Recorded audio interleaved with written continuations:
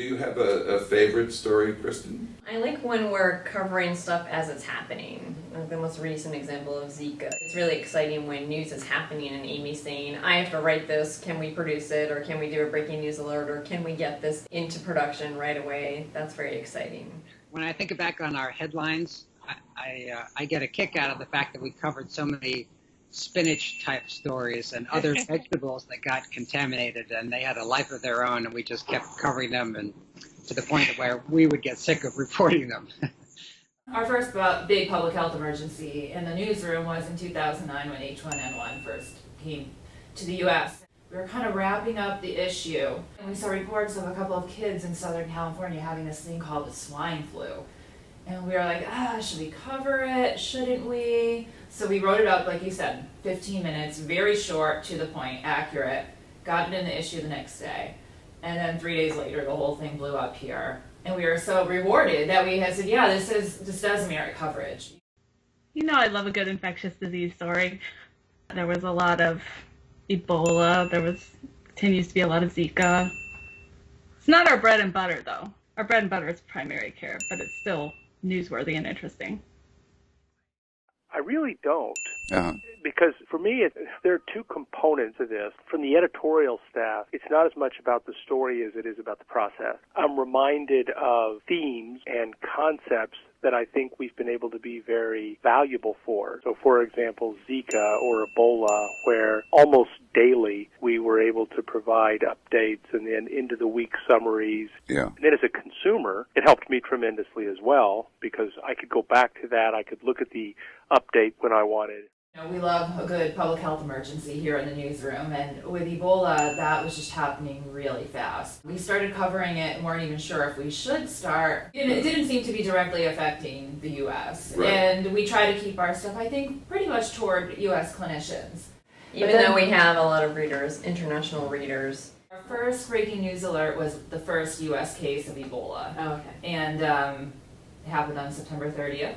My birthday. Your birthday, yes. And I was driving home when I got the alert on my phone that we had our first domestic case, and I could not write because I was driving. So I called Joe, and Joe got right on it and called a couple of the physicians that we work with to sign off on it, and we got that produced.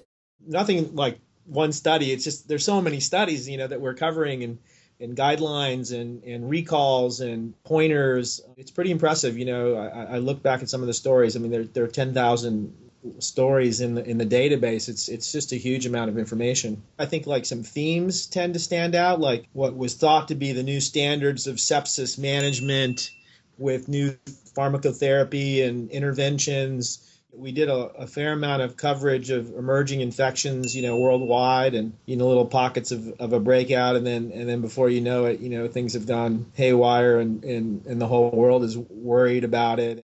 The half-life of medical information is something like 3 to 5 years, is either debunked or called into serious question. Yeah, I think the same thing happened, like the salt debate. I think we probably covered some of the early, excess salt and cardiovascular disease, and it seems like things are shifting again. It's important to remember those changes, because our trainees, they're involved in their 3-year training period, and they don't realize that things will change, so what they learned in their 3 years is going to be different.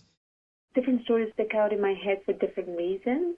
That whole time with the Ebola news, there was such a level of concern, the unknown part of the need to tease out what was medically relevant or not was so pressing that we had a lot of breaking news stories during those few weeks. Those stories stick in my mind because a lot of times, the stories that we cover, if a physician sees them within a week, they'll still be fine. So they're not quite as quote-unquote newsy type of stories, and during that week it just felt like it stuck in my head how Physician First Watch was serving as a news outlet in the medical field for publications that may not come out weeks at a time. That time period definitely sticks in my head. And I remember calling you and saying, does this mean the sky is falling? And I think you said yes. Run for your life. Run for your lives, right?